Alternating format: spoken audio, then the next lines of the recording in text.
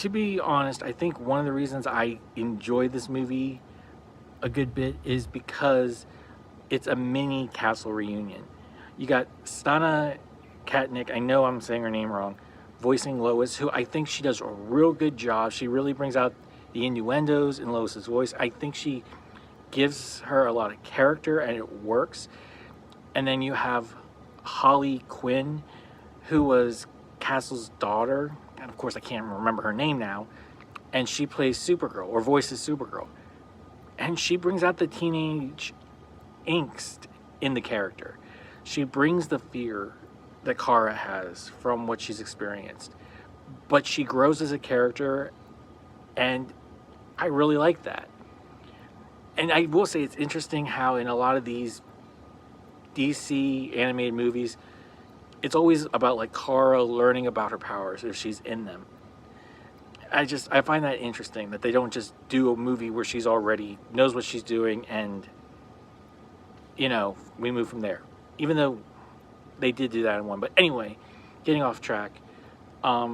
Superman's fine. I do think he's a little too muscular, honestly, in this film.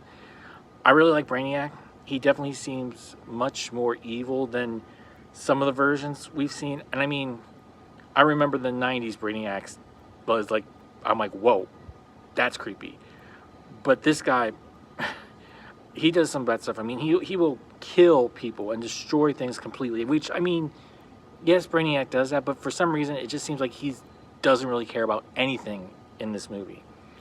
And I haven't read this comic, I don't think, or I haven't read a lot of Brainiac comics, but the way that they defeat him in this one, I think is very interesting, and I don't really remember ever seeing that version or that happening before. I do like the animation style overall, though. Like I said, I've got a problem with one or two characters. I feel like certain elements they don't linger on long enough. I feel like it should have been a little bit more to it.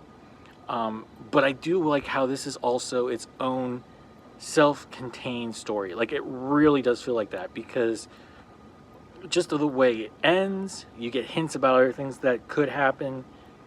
It just feels like it's one story and they're done, which they haven't done anything, I think, after this film with this style. I think there is a post-credit scene, actually, but yeah, like I said, I think the story's good. It's smooth.